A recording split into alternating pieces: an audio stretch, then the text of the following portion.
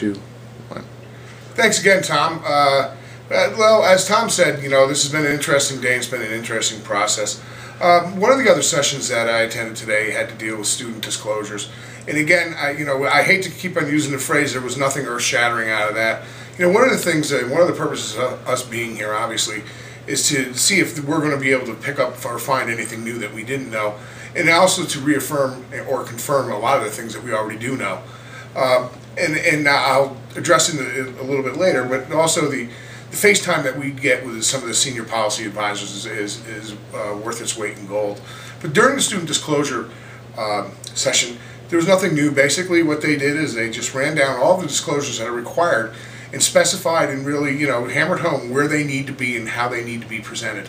Again, nothing that we don't already know is the fact that they have to be clear, they have to be posted, they have to be on the main website, and they have to be consistent with what you're reporting elsewhere. So make sure that you're doing that. That was again one of the takeaways from that area.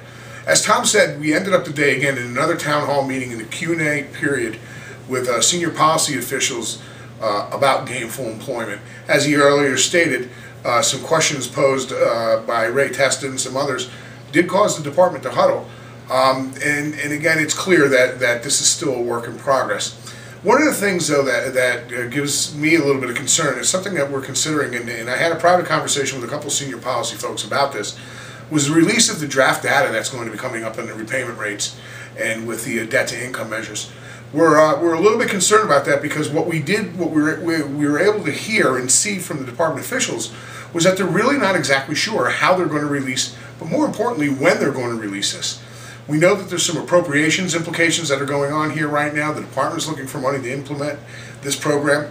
We know that there's been several attempts through the congressional efforts to prevent the department from utilizing any further funds to implement the gainful employment regulations. And we also know that this is still a to and fro battle as far as exactly how they're going to be doing some things. The encouraging aspect on that side is that the department is still talking. They're talking amongst themselves, they're talking to the community. And hopefully we end up with a better product. But all in all, the concern is of the fact that when these preliminary data are released, we don't know how clean they're going to be. We don't know whether they're going to be by program or institutional. We seem to think that they may be by program, but some of the conversations that you do get from them and the reporting that is going on may be institutional in its nature. So there's still a lot of flex going on with that data. In a private conversation that I had with a senior policy official, I was hoping that maybe there will be some clear-cut, plain language explanation that will go out with this data. We know heretofore that we've had draft data go out that has had a negative impact once the press gets a hold of it.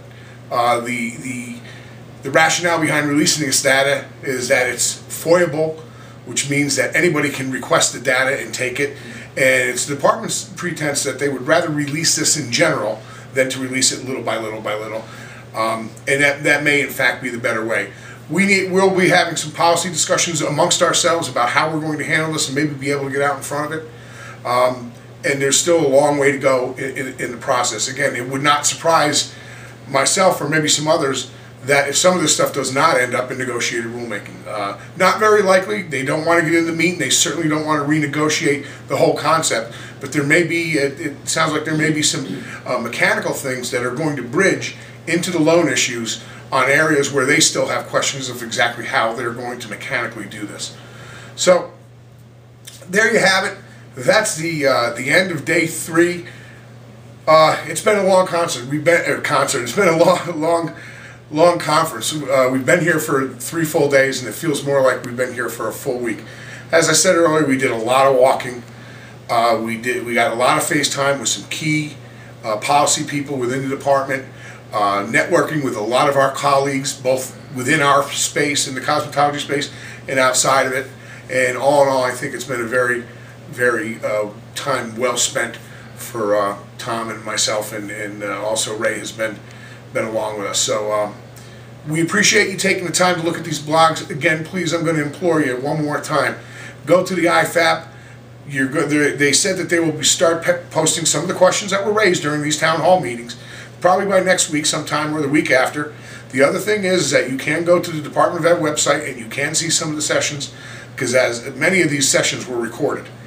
So I urge you to go take a look at them, see if there's anything that you pick up, see if there's anything that you feel like it needs some more talking and vetting. You can contact myself or Tom. We'll bring it up to the board. We'll bring it up to the GRT team as we go forward and we get ready for negotiated rulemaking session and all the policy issues that are in front of us right now. Appreciate you taking your time. Have a great day and see you later from Las Vegas.